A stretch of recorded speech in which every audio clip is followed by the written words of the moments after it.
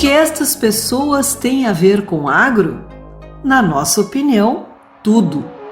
Bem-estar animal, agricultura orgânica, sustentabilidade. São palavras que fazem parte do vocabulário das novas gerações. Gerações globalizadas, gerações conectadas, gerações que precisam entender nosso papel no mundo. O agro cresceu, evoluiu, agregou tecnologias, agregou valor. O conhecimento e a tradição nos trouxeram até aqui. Chegou a hora de ampliar a comunicação. Acreditamos na comunicação, de todas as formas, para todos os públicos.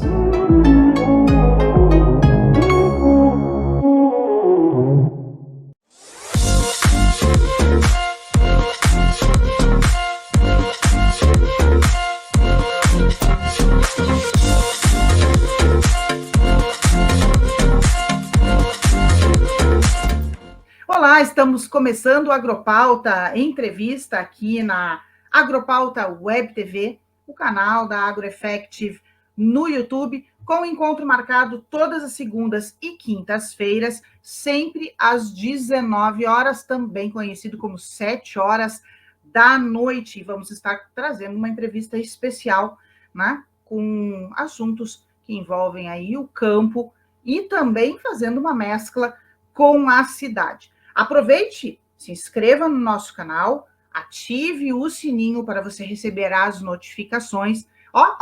Dá aquele like gostoso que faz parte aí do nosso trabalho, para incentivar a nossa equipe para estarmos sempre com um assunto bem interessante para você e marcarmos sempre presença aqui nesses nossos 2 dias confirmados e os assuntos do agro cada vez melhores.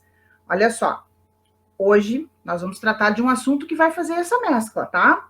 Cidade e campo, porque o nosso entrevistado, quem conheceu, conheceu, quem não conheceu, vai ter que buscar lá atrás, porque ele saiu do telejornalismo. Gente, olha, é muito triste para mim, como ex-colega do Fernando Parracho, trabalhou aí na Globo e foi visto por muitas pessoas com matérias pelo país afora, mas ele resolveu dar um tempinho e buscar uma vida mais voltada ao sustentável, ao campo, está aí já produzindo uma alimentação saudável e trazendo o convívio da natureza para a família, né, Fernando?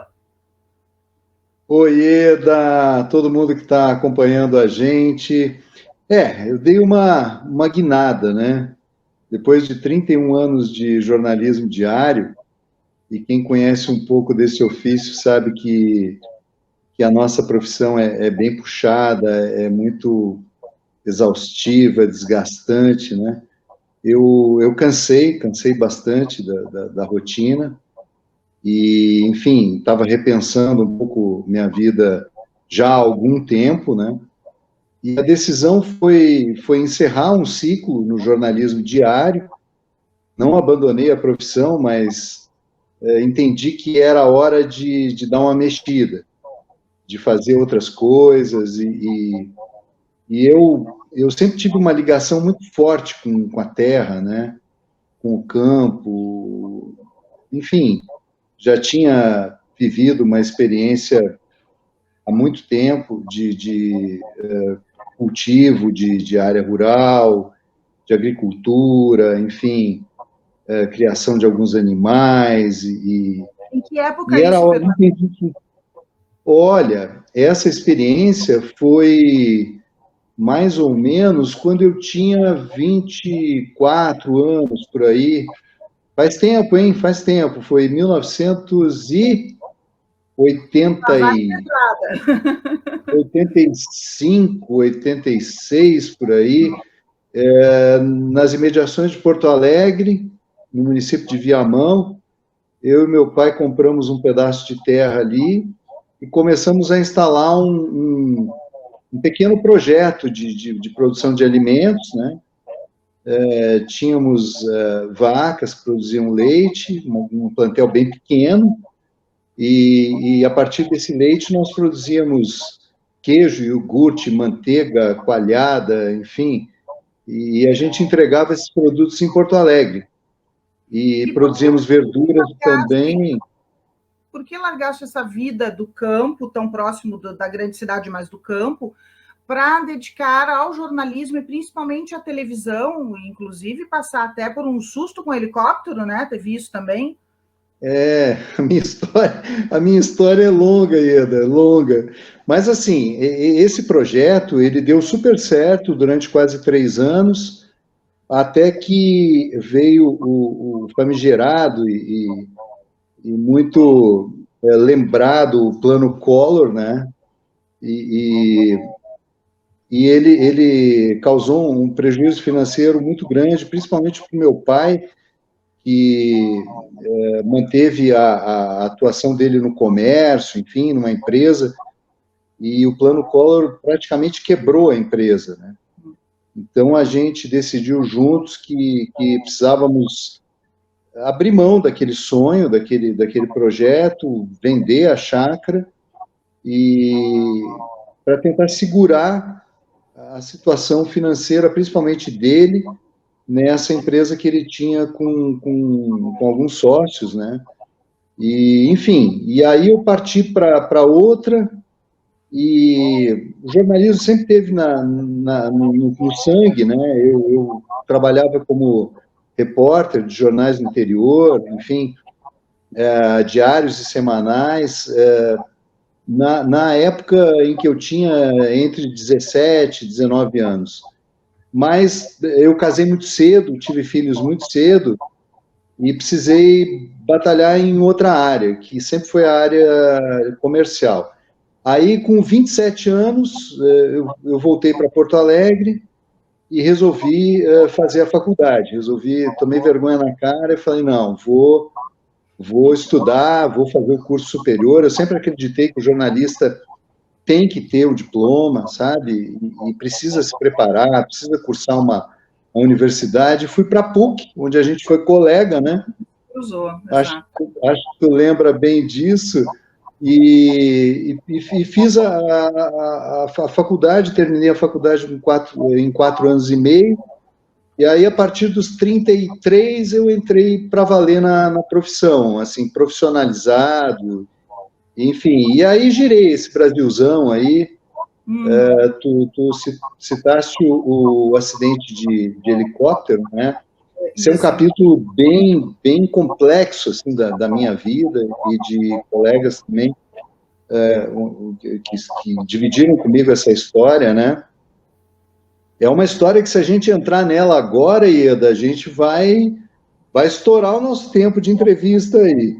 Mas abreviando, foi um fato dramático, um acidente muito grave no alto do Monte Roraima, em que perdemos um colega e sobrevivemos os outros 5, né?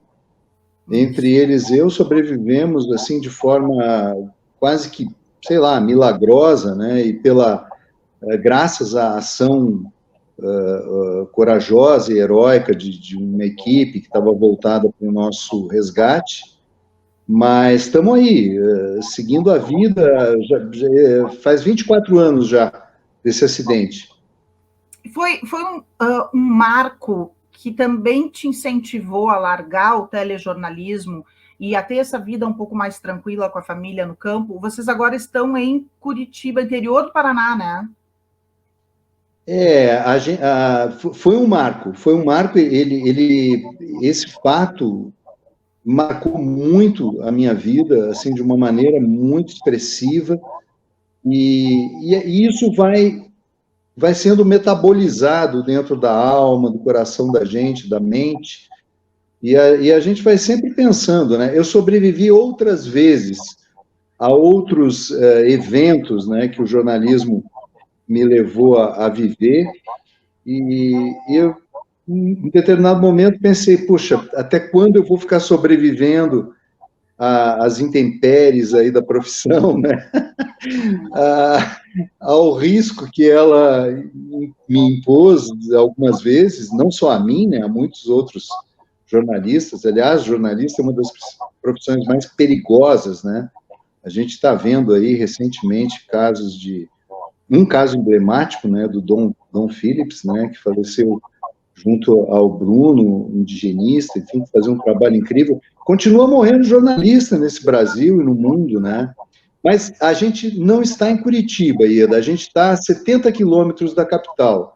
A gente está ao sul de Curitiba, num município chamado Tijucas do Sul, quase divisa com Santa Catarina, e estamos tocando aqui o nosso projeto de agricultura orgânica, em pequena escala, e iniciando agora uma atuação no ecoturismo, né, com uma pequena hospedagem, enfim, diversificando um pouco a nossa atuação aqui.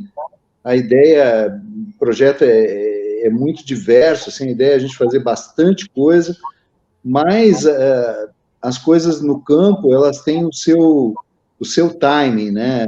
Não é assim, quando a gente quer, geralmente. Muitas das vezes a gente depende, e na maioria das vezes a gente depende da natureza e depende também de recursos, né? Porque tudo é investimento. A gente pegou uma terra do zero, né? Um pedaço de terra, uma chácara, mas que era usada há mais de 10 anos como reflorestamento de pinos. Então, a gente pegou uma terra muito degradada, um solo muito empobrecido por conta dessa cultura, e a gente vem fazendo um trabalho de regeneração. A gente está há pouco tempo trabalhando nisso, né? O ano passado, praticamente, que foi o nosso início, foi instalação da energia elétrica, que não tinha, a construção de pequenas benfeitorias que nos ajudem a uma estrutura mínima, né? E a construção da nossa casa, onde a gente está hoje. E daqui para frente é que a gente, de dezembro, digamos, de 2021 para cá, é que a gente vem se dedicando com mais ênfase à produção mesmo. Mas uma horta, primeiramente uma horta para consumo próprio, né?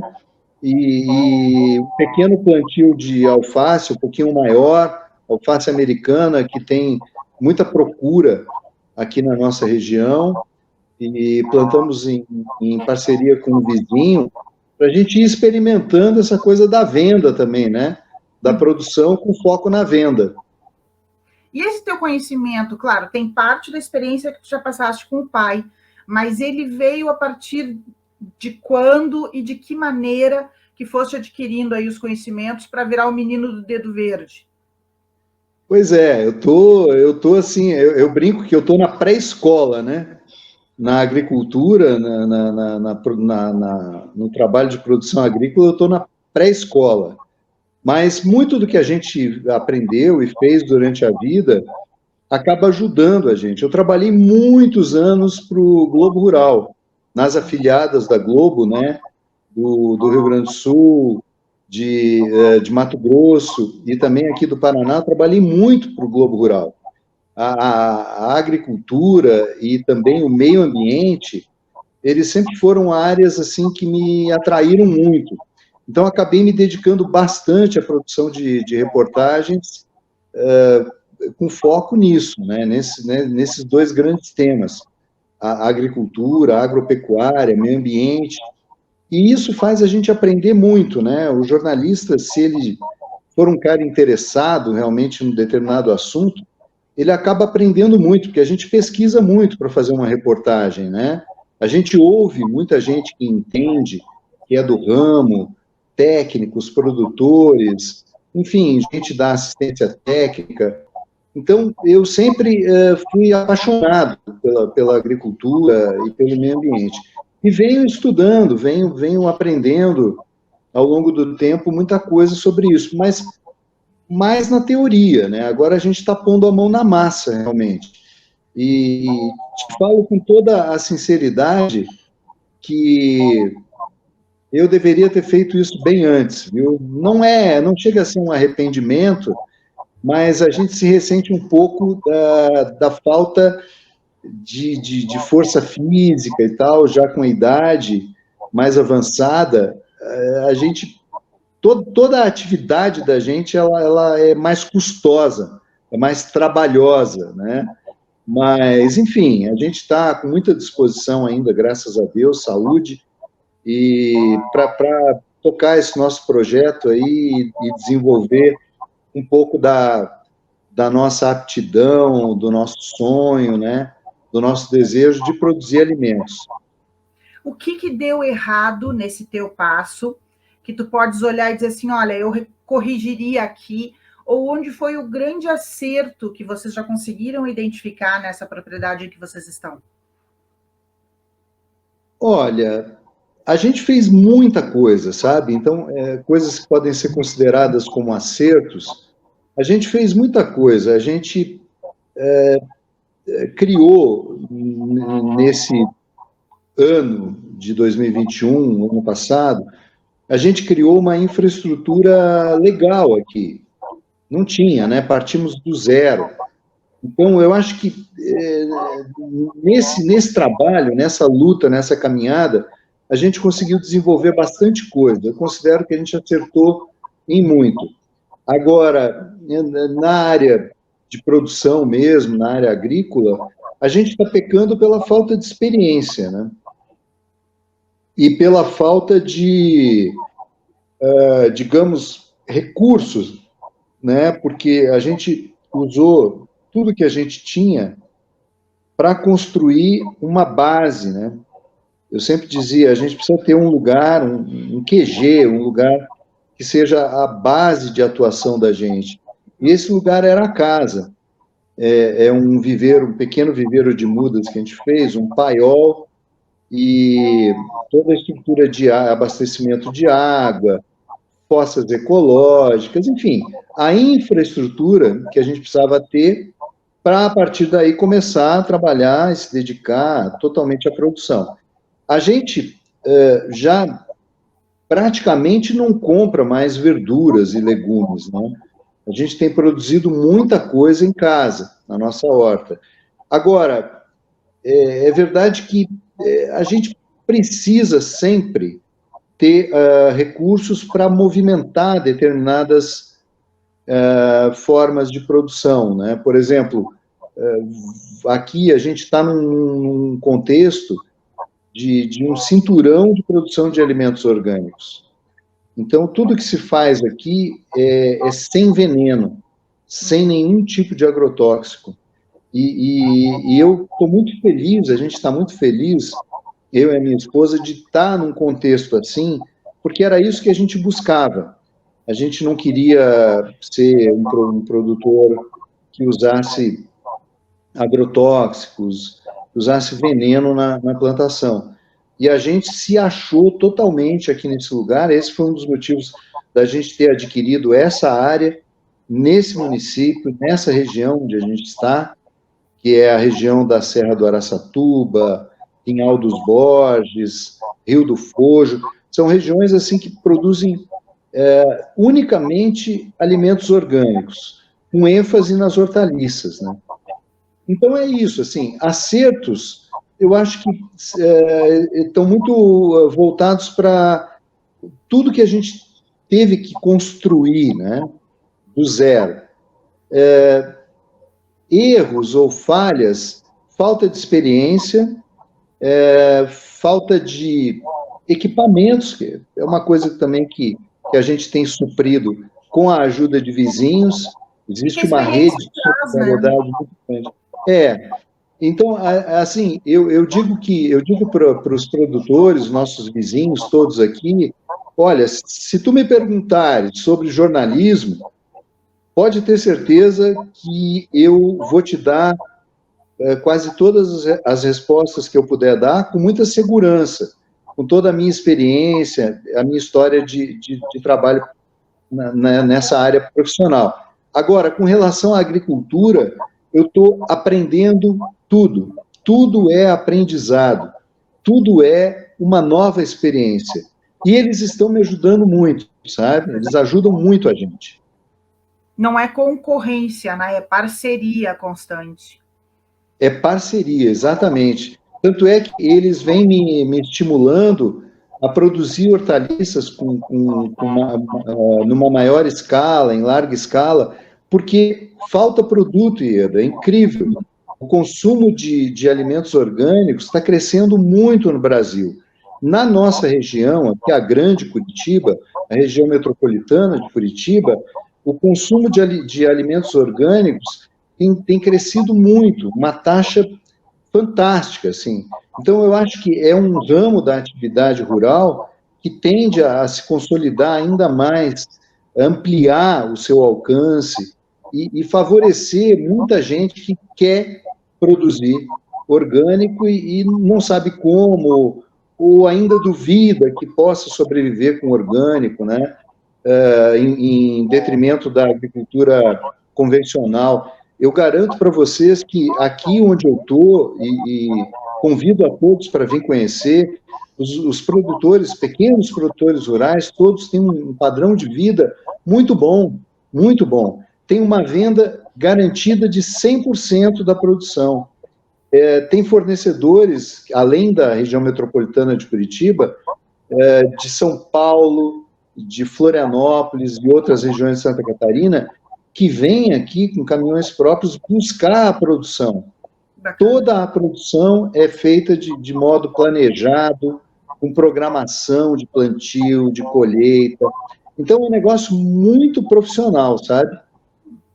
E vocês estão já se alimentando do que vocês estão plantando? Já estão conseguindo fazer trocas ou comercializar? Sim, a gente tem feito trocas e até adquirido aqui, né, alimentos.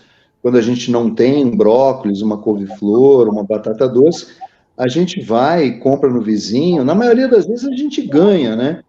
Porque existe, como eu te disse, uma solidariedade muito grande na área rural. Pelo menos aqui onde a gente está, é muito forte isso. Existe muita parceria, muita ajuda mútua, né? Agora, ano passado, a gente conseguiu, apesar de eu estar muito voltado para a construção da nossa casa, eu tinha um ajudante, eu tinha um cara que me ajudava na parte agrícola, e a gente produziu muito alimento, muito, olha, de tudo um pouco, digamos assim. Depois a gente teve alguns problemas de continuidade, e agora a gente está com uma produção um pouco menor. Mas, assim, sempre pensando, projetando a nossa produção para daqui a 1 mês, para daqui a 2 meses, para daqui a 3 meses. E a minha esposa até brinca, assim, que, olha, com o pouco que a gente consegue colher, a gente faz um almoço, faz uma sopa de legumes, a gente faz uma comida maravilhosa, sabe? Com pouco que a gente produz. Então, tudo é aproveitado, né? A gente aproveita os talos dos alimentos, as folhas todas, enfim. A gente consegue... Agora a gente está voltando a exercitar uma coisa que a gente adora, que é produzir o próprio pão, né? Então... Foi uma febre na pandemia, né? A questão do pão. Vocês estão vindo agora, a posteriori. Exatamente. Eu produzia, quando eu estava naquele projeto inicial que eu falei, né? Lá por 1986, 87, por aí, eu produzia o pão que a gente consumia. E a minha esposa também. Há muito tempo atrás, ela fabricava seu pão em casa e tal, artesanalmente. Agora a gente está voltando a fazer isso, porque tudo é longe aqui, a gente está distante de mercados e tal, tem que programar as compras, não dá para ficar indo toda hora na cidade. Então, a gente está exercitando isso novamente, e está sendo muito legal, sabe? Uma experiência maravilhosa, a gente comer aquilo que a gente fabrica, aquilo que a gente produz, aquilo que a gente planta e colhe, né? É verdade. Fernando, tu falaste que a estrutura também deve ter uma área para receber pessoas. Vocês vão entrar também na questão do turismo rural? Sim, essa é uma intenção. A gente conseguiu, até agora, fazer um chalé de hospedagem, que é ideal para casais, mas hospeda até 4 pessoas, sendo 2 crianças, tá?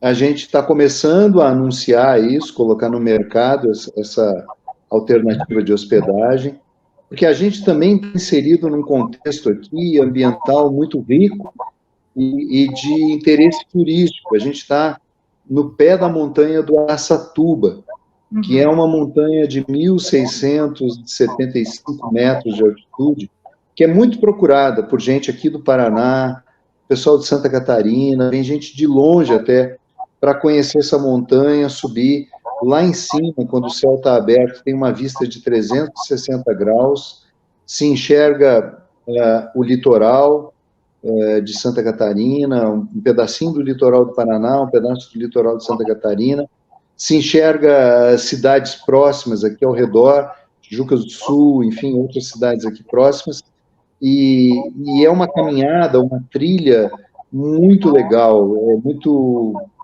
atraente, tem cachoeiras, tem riachos, e ela se conecta com uma cadeia de montanhas muito mais procurada, digamos assim, ainda, que é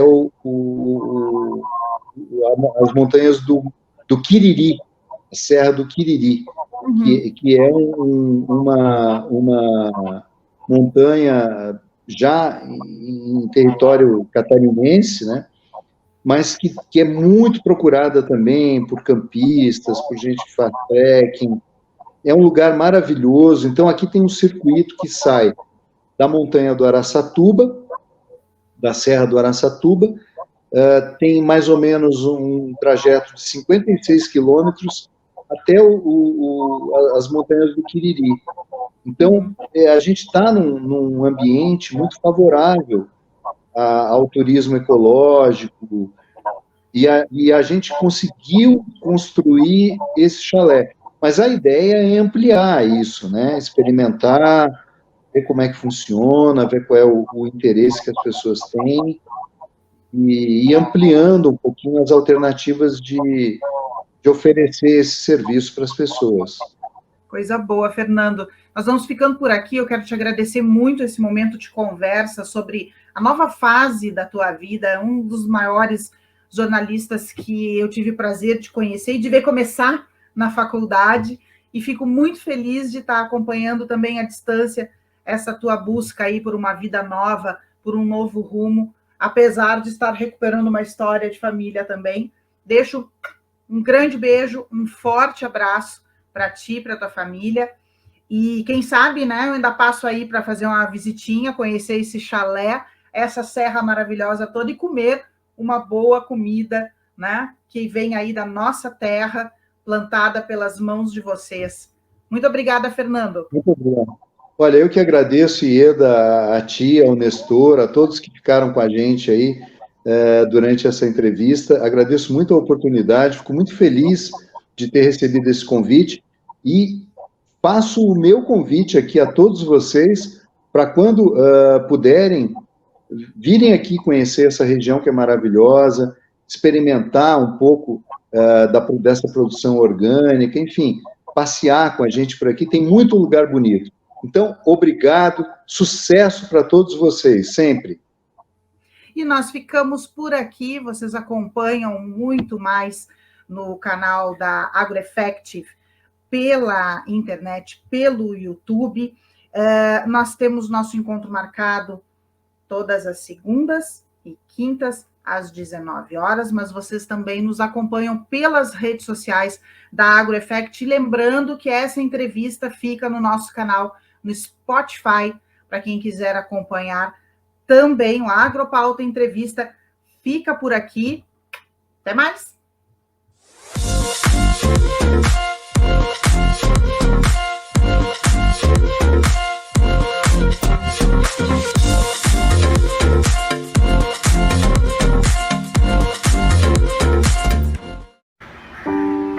Plante. Plante amor, solidariedade, perdão.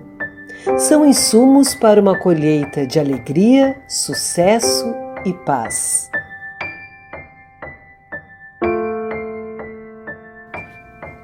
Escreva a história da sua vida. Só você pode definir seu destino e os caminhos de sua jornada. Compartilhe. A melhor notícia acontece agora. A melhor notícia acontece aqui.